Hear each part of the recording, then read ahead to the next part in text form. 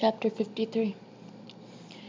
The door to Michael and Penley's bedroom is half closed, and there's not enough space for me to squeeze inside. Here's praying for well-oiled hinges. Slowly I push my way in, no squeak, instead just the sound of Michael's breathing. It's not quite a snore, more like a low-pitched hum. I recognize it immediately from the few times in which our sleeping together actually involves sleeping. I inch toward them, my footsteps deadened by a huge Persian rug. There's a scant glow of moonlight filtering in through the curtains. As my eyes adjust, I realize what I'm reminded of. My dark room. I stand at the foot of their king-size bed, staring, feeling nervous. Penley's on the left, closer to the bathroom. They're not cuddling, nestling, or spooning. In fact, Michael couldn't be any farther away from her without rolling off the mattress. Nonetheless, the sight of them sharing a bed immediately irks me. They know they're husband and wife, so this is completely normal, even if their marriage isn't. I simply never thought about it this way. I never see any intimacy between the two of them. Now here I am looking at them together in bed. What a weird feeling, so uncomfortable, unsettling. It's not so much that I'm jealous, it's more like I'm angry. I don't think it's possible to hate Penley any more than I do right now, and she hasn't really done anything wrong, has she? I'm no longer staring at both of them, just her. I see her bony shoulders jutting out from the puffy duvet, and the turned-up little nose that she wrinkles when something bothers her, which is always. Even asleep, she looks like a bitch. Penley could star in Wicked without makeup. My eyes drift. Scattered on the bed are more pillows than two people could ever possibly use. I focus on one propped against the headboard, untouched. My brain ignites, and like sparks, the ideas come flying, all of them evil. How easy it would be to lean over Penley and grab that pillow, place it on her face with my elbows locked, and smother her. If I did it quick enough, she wouldn't even struggle, would she? There would be no violent kicking, no muffled screams. She'd die a quick, silent, 100% goose-down death. Could I really do it? Hell, I can't even believe I'm thinking it.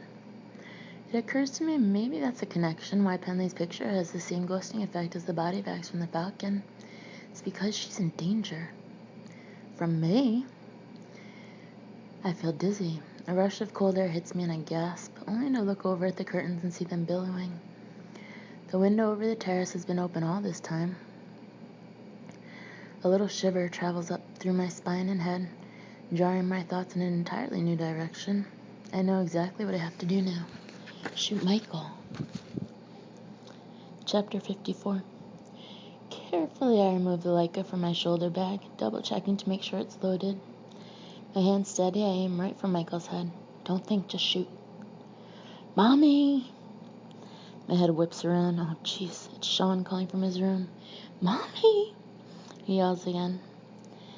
I look back at Michael and Penley. They're waking up. Quick, hide. I glance at my camera. No, wait, snap a picture. Then hide. Sean calls out a third time, his little voice screeching like a siren. He not only sounds louder, he sounds closer. Is he out of his bed? I drop to the floor in a panic. 10 feet away, over by the bathroom, is a small sitting area with a sofa. I begin crawling toward it on my hands and knees. I'm completely in the open now. If Penley gets out of bed, the only way she won't see me is if she trips over me first. That's when I hear her mumble to Michael, half asleep. It seems she's not going anywhere.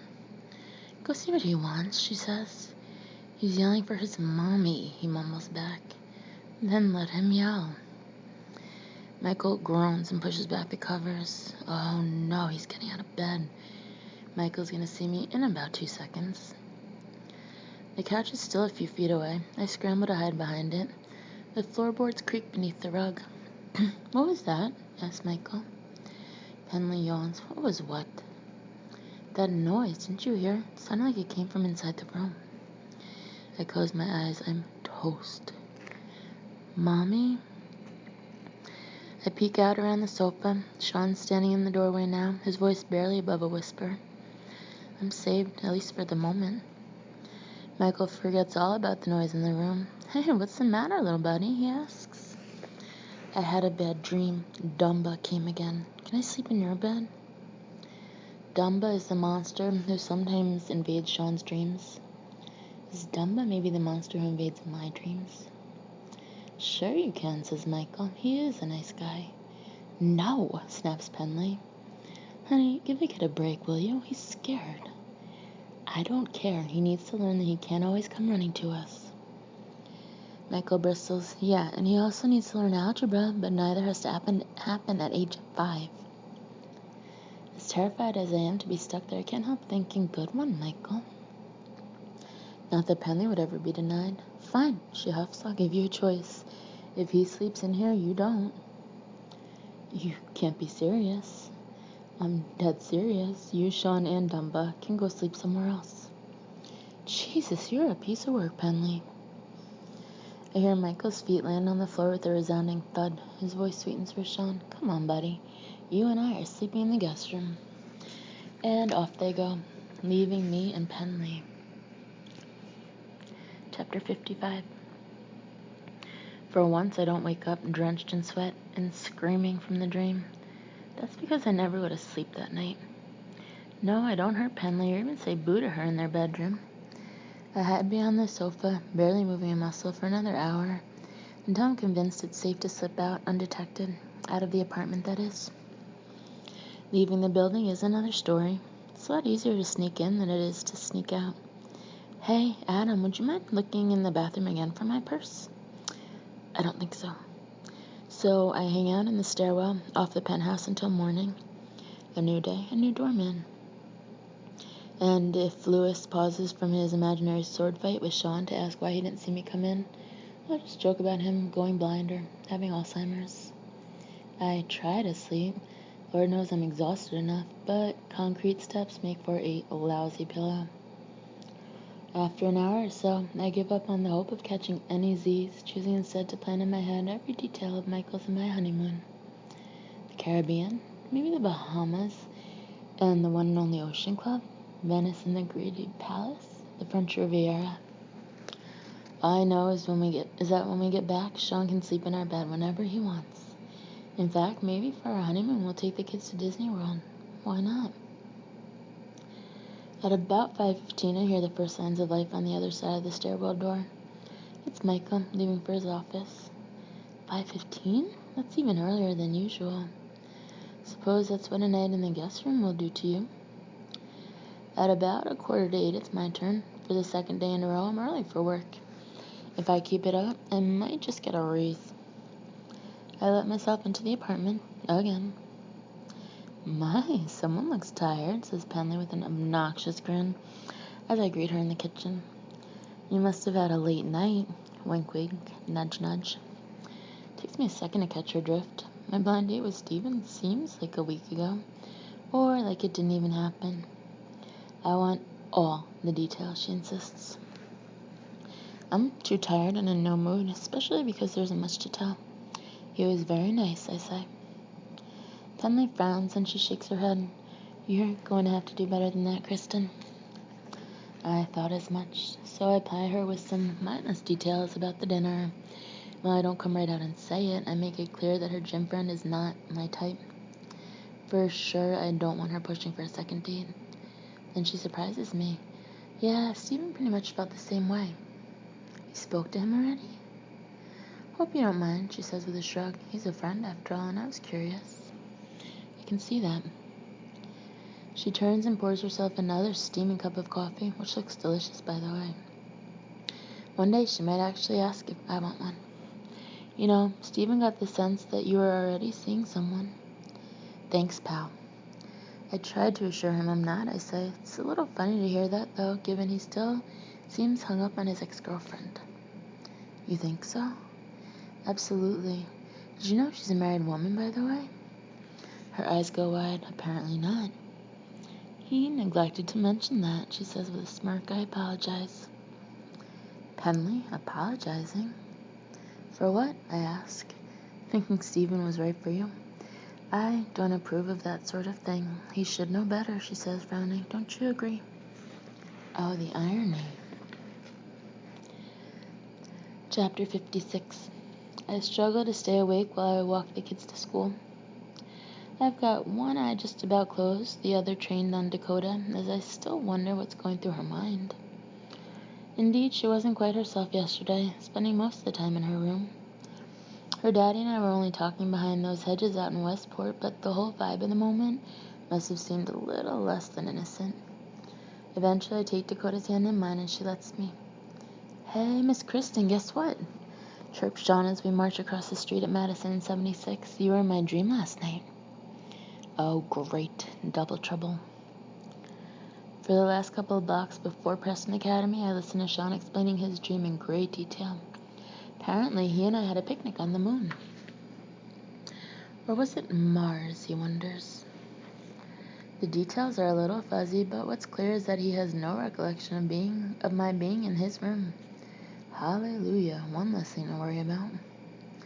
That leaves only about a dozen others. What's bumming me out the most, I think, is that after all I went through last night, I wasn't able to get a shot of Michael. I was so spooked by nearly getting caught that all I could think about was escaping from the apartment as soon as possible. "Okay, my angels," I say, kneeling just outside the gates of Preston Academy. "Have a wonderful day. Listen to your teachers, and I'll be here this afternoon to pick you up." "Bye," says Sean, and he kisses me on the cheek. "Thanks," says Dakota, "just for being nice." As always, I watch their mad dash to join their friends and head inside the school.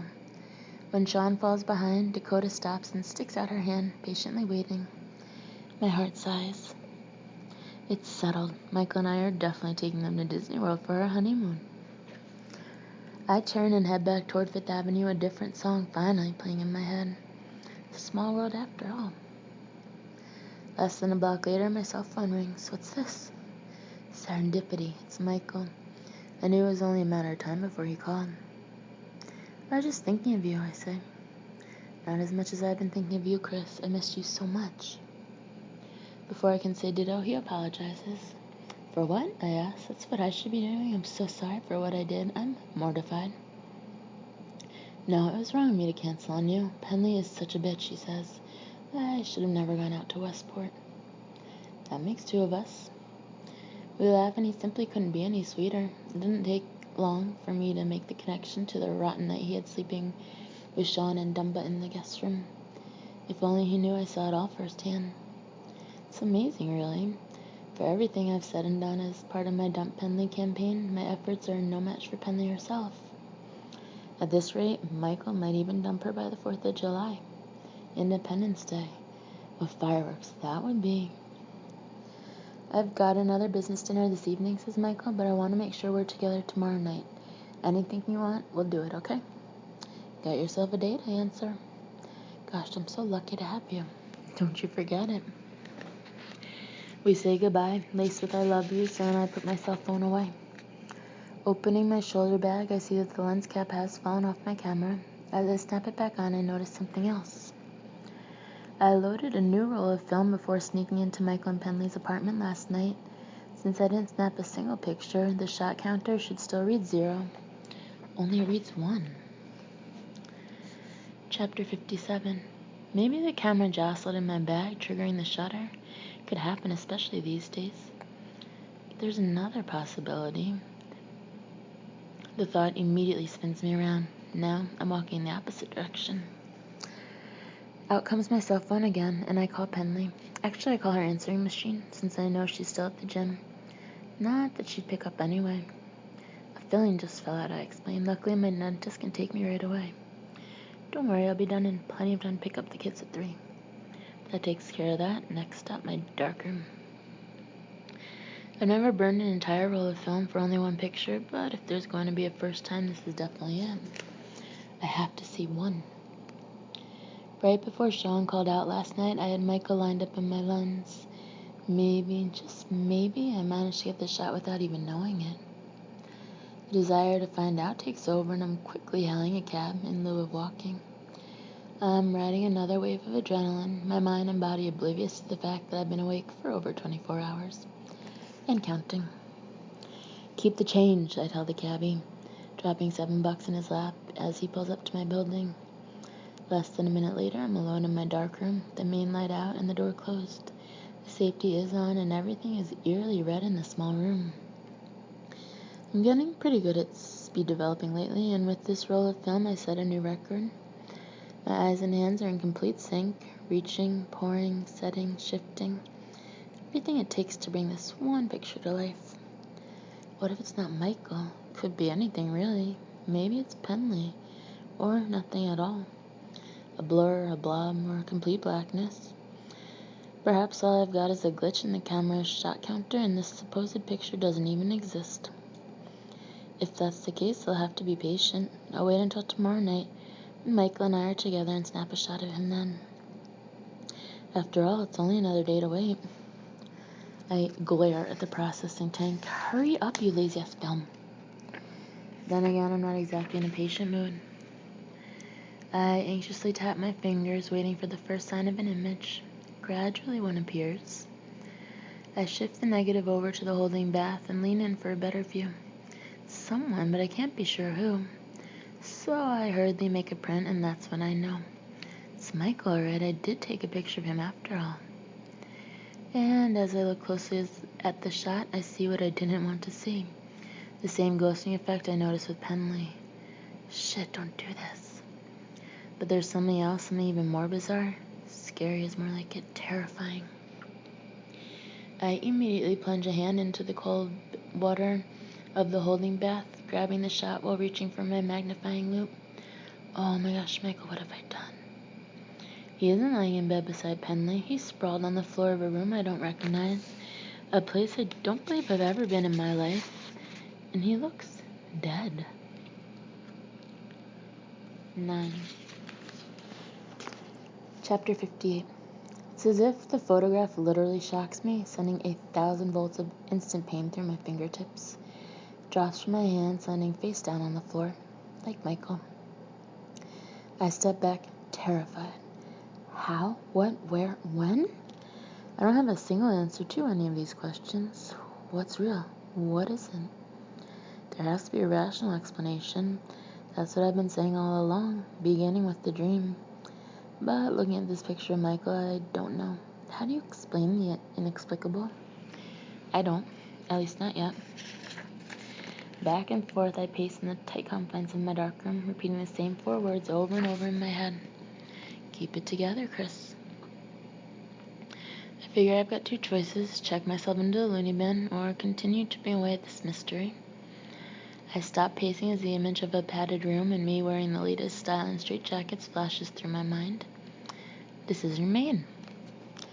I rush out to the kitchen and pick up the phone. If I can't explain the picture of Michael, there's still the issue of the ghosting effect. On the heels of everything else, I'm thinking it has nothing to do with my camera, but I need to make sure.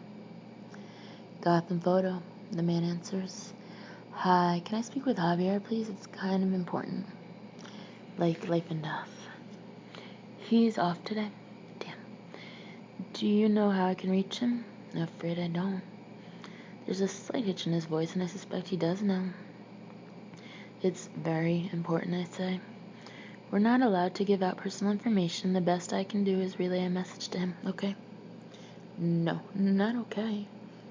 I'm about to launch into the kind of full-frontal, helpless female in distress plea that would make Gloria Steinem gag when I remember my closet. Thanks to a few cockroaches, give or take 1,000, I never checked the pockets of my shearling coat for Javier's cell number. Hold on a second, will you, I say? I drop the phone, dash to the closet, and pray that my existential exterminator knew what he was doing with that poison spray. I slowly opened the door to see only coats, including my shearling. Chalk went up from my memory. Javier's card is right where I thought. Never mind, I say, returning to the phone. Click. The second I get a dial tone, I call Javier. Such a relief when he answers. I'm so sorry to bother you, Javier. Don't worry about it, he says. I'm sure he likes me, and I feel a little guilty about this. I remind him about the ghosting effect. Remember, I mentioned it when I bought the new lens. So the problem wasn't with your old one, huh? I'm afraid not. I know it's your day off. Would you mind taking a look at the pictures? I really need to figure this out. That depends, he says. On what? On how well you know your way around Brooklyn. Chapter 59. Not very well. In fact, the closest I've ever been to Brooklyn is watching reruns of Welcome Back Kotter on Nick at Night. But after picking up the kids at school and pretending all afternoon that my mouth is still sore from the dentist, I board the F train heading out of Manhattan and hope for the best. I generally don't mind riding the subway except for rush hour when it's a madhouse. Of course, it happens to be right now. Wedged in with a gazillion other people, including the guy hovering next to me, whose 24-hour deodorant is clearly living on borrowed time. I'm afraid the old adage is wrong. Getting there is not half the fun. But at least I get there. And thanks to Javier's very precise directions from the 15th Street Prospect Park station, I easily find the nearby brownstone where he lives. It's a pretty nice neighborhood, and I can't help feeling a bit guilty about my low expectations, if not outright trepidation. I hate those people who think the good life begins and ends in the 212 area code. And here I am, acting like one. Javier's apartment occupies the first floor, and he greets me at the door with his usual warm smile. He's dressed much the same as when he's behind the counter at Gotham Photo. Khakis and a button-down shirt, in this case a blue and white stripe. The only thing missing is his name tag. "Can I offer you something to drink?" he asks. "A Diet Coke, if you have one." He does. I follow him back to the kitchen, stealing quick peeks into some of the rooms. I see a beautifully furnished den with a huge flat-screen television and a cozy library lined with leather-bound books. It's not what I expected, and again I feel like one of those 212 snobs. How fitting that selling camera equipment to those same people would apparently pay so well.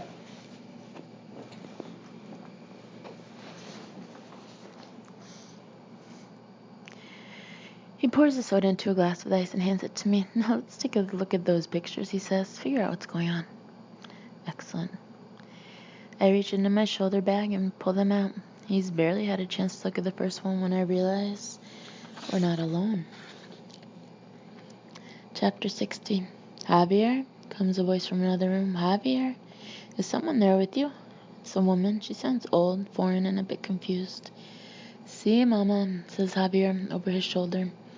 He turns back to me. "My mother moved in last year after my father passed away. Unfortunately, her health is not too good." "Javier," she calls out again. "I'm talking to you. Javier?" He winks at me. Her hearing isn't too good either. He raises his voice. "Sí, Mama." "¿Con quién estás hablando?" Javier translates for me. She wants to know who I'm talking to. He answers her. "Ella es mi amiga. ¿La has visto antes?" He rolls his eyes. She wants to know if she's met you before. "Now I have to introduce you, otherwise she'll be offended. Do you mind? I'm sorry." "Don't be," I say. "I'd love to meet her." Javier leads me out of the kitchen toward the very back of the apartment. He slows for a moment along the narrow hallway to whisper something to me. "Just so you know, my mother is very religious and she's gone a little overboard in her decorating." I'm not sure why he's telling me this, that is, until we reach her room. Jesus. Literally. There have to be at least 100 crucifixes hanging on the wall. Big, small, wood, ceramic, with another 50 propped up on a bookshelf and bedside table. "Mamá, ella es mi amiga Kristen." She's sitting in a rocking chair by the window, wearing the plainest of plain tank dresses, cement gray if I had to name the color. But what I really notice is how incredibly frail she looks. She's so thin she'd give Penley a fat complex. As she glares at me with sunken eyes, I walk toward her and extend my hand. Seems like the right thing to do. Wrong. Terribly wrong. I get no farther than a few steps when those sunken eyes explode with fear. She clutches a set of blue rosary beads in her lap and begins to scream wildly. All hell breaks loose in this claustrophobic room full of crosses. Espíritus malos, espíritus malos. Manténgase lejos de mí. Está poseída por espíritus malos. Javier gasps, "Mama, what are you saying?" That's what I want to know, but Javier isn't translating. Instead, he rushes to her, trying to calm her down. She doesn't. She gets worse, in fact, more crazed and agitated. "Ella está rodeada por espíritus malos," she screams. her sliver of a body nearly out of control. Javier grabs her and yells something in Spanish, but it's as if she can't see or hear him. She keeps pointing and hollering at me. Espiritus malos, espiritus malos. Javier's worried face leaves little doubt that this is something his mother has never done before. I'm sorry, Kristen, but I think it's best if you leave. Espiritus malos, espiritus malos. The old woman shrieks. She's also stamping her feet on the floor. What does she keep saying, I ask, as I slowly back out of the room. It's nonsense, says Javier. Don't worry about it. No, I want to know. Tell me. His mother begins to convulse, her rocking chair now like an electric chair. She bites down so hard on her lower lip that blood begins to trickle. My gosh. Mama, yells Javier. The old woman is jabbing her finger at me. Espiritus malos, espiritus malos. Kristen, I'll look at your pictures another time. At work, you really need to leave. But I can't yet. Not until you tell me what she's saying. I have to know. He glares at me, clearly vexed at my persistence, if not my presence. Come on, Javier, tell me, I plead. Finally, he does. Espiritus malos, he says, my mother says you're possessed by evil spirits. She thinks you're a devil. Chapter 61. I'm so dizzy leaving Javier's apartment, I nearly do a faceplant on the sidewalk. I stagger for a block or so, shaking my head. What on earth just happened? I'm a devil? Me? The image of his mother keeps repeating in my mind, her screams echoing in my ears. Espiritus malos, espiritus malos. Again, I tell myself to keep it together. For the first time, I'm not sure I can. Espiritus malos, I'm a devil. Of all the questions I have, I realize there's now another. Where am I? I've been walking oblivious to the unfamiliar streets or even the direction I'm heading. It's almost dusk. I stop and rummage through my shoulder bag, pushing aside the pictures I remember to grab on the way out. Next, I check my pockets, but they're not there either. Javier's directions are nowhere to be found. Great, I'm lost in Brooklyn. Excuse me, I say to the next person I pass, a young woman with a backpack. She can't be more than 20. Do you know where I can find the F train? She barely slows down. Sorry, I'm not from around here. You and me both. Farther down the block, I see an older man, perhaps in his 70s, sitting on a stoop reading the Daily News. He looks sort of like Ernest Borgnine. The F train, huh? He points over my shoulder. The first thing you want to do is turn around. I do exactly that as he begins to rattle off the lefts and rights I need to take. I'm listening as best I can, trying to keep track. Did he say 2 lefts before the right or 1? I'm about to ask him to repeat everything when I see something I don't want to see. Someone, actually, a man. It may be dusk, but I can see him clear as day. That's what having darker eyes will do for you. I wait a second, and again he pokes his head out from behind the white delivery truck, double parked at the corner. I don't even need to see the face. All it takes is a ponytail. Chapter 62. Hey, lady, you're going the wrong way again, growls the old man on the stone stoop. Not as far as I'm concerned. Lost in Brooklyn is one thing, killed is another. I'm not quite running, it's more like speed walking. Nervously, I glance over my shoulder, my eyes scanning the entire street. I don't see the ponytail now. And that only scares me more because I'm sure, really sure, it's him again. Does he want to give me another warning? Or are we out of warnings? I turn a corner and I'm picking up speed. What I need to find is a cop or someone big enough to protect me. Better yet, someone bulletproof. But there's no help to be found. All I can see is a deserted street lined with warehouses and heaps of trash. Is the ponytail behind me? I look back again, staring hard at the corner. I don't see him anywhere coming after me. Not yet, anyway. The shadows are disappearing, though. Not good news. It's getting darker by the second. I keep looking until eventually I'm standing still in the middle of the block. I'm waiting and waiting. Where is he? What does he want with me? Maybe he took off. Like, for some reason he didn't want me to see him this time. A minute passes, then another. It's officially night. I can barely make out the corner anymore. The only available light is a street lamp at the next intersection. With one last glance over my shoulder, I head that way. I still need directions. I'm still lost in Brooklyn. Then I see a taxi. It creeps to a stop at the red light, hovering over the crosswalk. 20 feet away, 30 tops, I can hear the engine rumbling. Hurry, before the light turns green. I break into a sprint, my eyes locked on the taxi, desperately willing it not to move. With one last surge, I close the gap to a few steps. I wave my arms again and shout, "Taxi! Taxi!" There's no way the cabbie can miss me, or so I think. The light turns green, and the taxi lurches forward. "No!" I yell. "Wait, hey, stop!" It doesn't. I'm steps away, and it's about to pass right in front of me, over my dead body. I jump right into its path.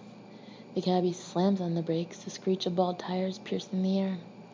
By the time the substantial chrome bumper rocks to a halt, it's inches from my kneecaps. Ignoring the cabbie's evil eye, I stomp around to climb into the back seat. But when I reach for the door, out of nowhere comes another hand. "Allow me," he says. Chapter 63. Before I can run, the ponytail grabs my arm with an iron grip. Then he swings open the taxi door and roughly shoves me in. I tumble onto the seat and he slides in right next to me. I'm trapped. "Shh," he immediately whispers, pulling back the lapel on his black sport coat. There's barely any light, but I can still see it. His gun. Through the plexiglass divider, I spot the cabbie, a stocky bald guy, like that actor on The Shield, glaring at me in his rearview mirror. "You're lucky I didn't run you over," he says. "I almost hit you." "Sorry about that," I answer while glancing at the ponytail. Finding a taxi around here can be murder. The ponytail grips my arm again, even tighter. "Ow!" He leans in close to my ear. "Don't get cute. There's nothing funny about this, believe me." "Where are you headed?" asks the cabbie. "I'm not a mind reader, you know."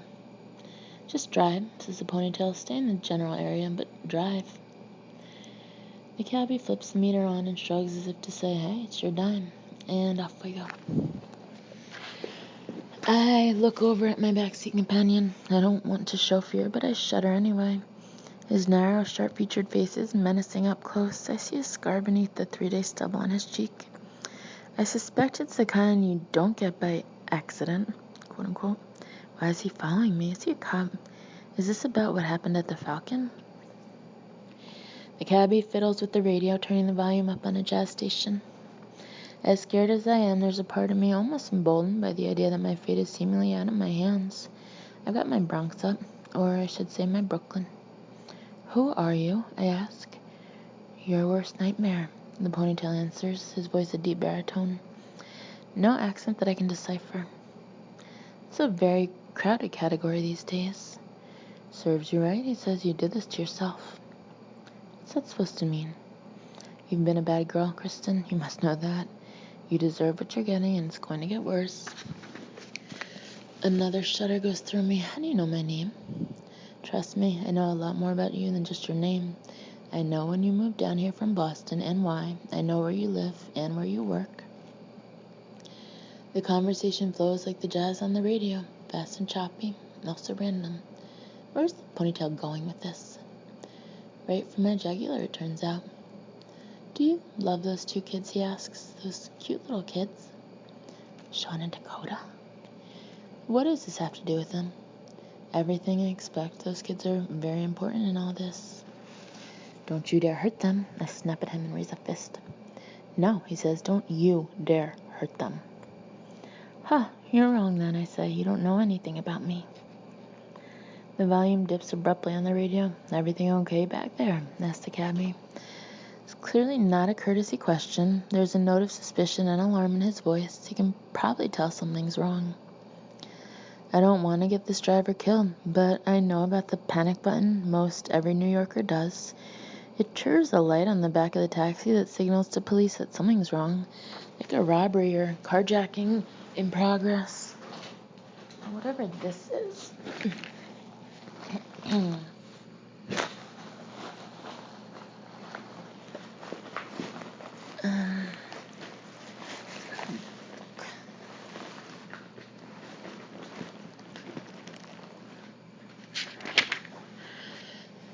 tip off the driver to push the panic button without getting caught. The ponytail clears his voice. He's not about to let me figure that out. Everything's fine, he announces. The cabbie seeks out my eyes in his mirror. Are you sure, lady? Everything's fine. The ponytail whispers fast and forcefully.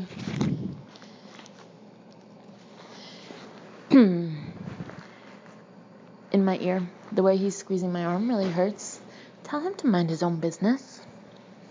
I take a deep breath and sigh. We're okay, I say. No need to panic. I don't know if the cabbie gets the hint, but the ponytail sure does. Dumb move, Chris. I told you not to get cute, he says, reaching inside his coat. How many times do you have to be warned? Chapter 64. The ponytail's going to kill me. Right now, right here. That's what this is. Everything's been leading up to my death, my murder. The thought seems to reach every nerve ending in my body at once. All of a sudden, I'm shaking all over. But it's not a gun that comes out of his jacket, it's his wallet. Stop the cab, barks the ponytail. He pulls out $20 and pushes the money through the slot in the divider as the taxi swerves over to the curb. It happened so fast. Consider this your last warning, Kristen, he says, and go home and pack your things, move out of town, disappear from the Turnbull family before it's too late. Too late for what, I ask. I think you already know. There are 4 people involved, Kristen. Don't hurt them. He steps out of the taxi, slamming the door hard behind him. He stares at me through the side window, murmurs a few words. I'm pretty sure the last one is warned. Friend of yours, says the cabbie sarcastically. Just go, I yell. Please, go. Go.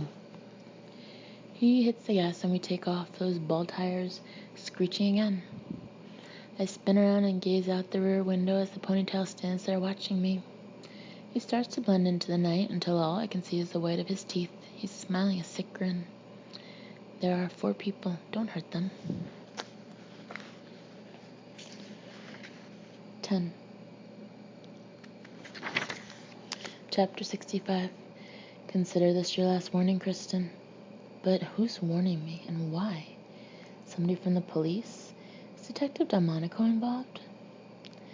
So, are we actually going somewhere? Asked the cabbie, interrupting my manic train of thought. Manhattan, I answer, please. I barely managed to give him my address before sinking down in the seat, ready to pass out. I've been awake for a day and a half. I almost find it funny if I had the energy to laugh anymore. Hey, you sure you're okay back there, lady? Yeah, just another day at the beach. Any mild relief I'm feeling is squashed by my lingering fear. It's as if he's still sitting next to me, warning me about the Turnbull family. I'm shivering and feeling dizzy. What's more, my body is one big itch. Hives again? Whatever it is, I'm scratching all over like mad. In fact, it's going from bad to worse. I feel as if my skin's crawling. What's going on with me? We pass a street lamp, the back seat filling with a hazy yellow glow. I quickly push up my sleeve to look at my arm. I expect to see bright red from all the scratching. Instead, I see something else. Something is moving. I jolt up in the seat as the rear of the taxi goes dark again. I'm swatting at my arm. At what exactly I don't know, but I definitely feel something. What the hell are you doing? Asked the cabbie, surely wishing he had run me over at this point. There's something on me, I shout. He flips the overhead light on. I immediately see it and scream my head off. It's a cockroach, except it's not on me. It's in me. The thing is crawling under my skin. The ghastly shape unmistakable. Legs, body, antenna, marching up toward my elbow. I keep striking myself, beating my arm. Then I see another roach, and another after that, forcing their way beneath my flesh. And what I can't see, I feel. In my legs, my stomach, my face. The cockroaches are everywhere. I'm thrashing in the back seat, my arms flailing. I have to get out of this taxi. But as I reach for the door, the lock snapped down. I think that's what just happened. I pull in vain on the handle. I'm trapped. Unlock the door! I yell at the cabbie, but he doesn't. Maybe because I've succeeded in scaring the hell out of him. Up ahead, I see the brick wall of a building getting close in a hurry. It's a dead end in the worst sense of the word. I can't bear to look at this. I close my eyes and cover my face with my arm. Then, whack, bam, crash. As though my life is a cartoon. Everything goes black.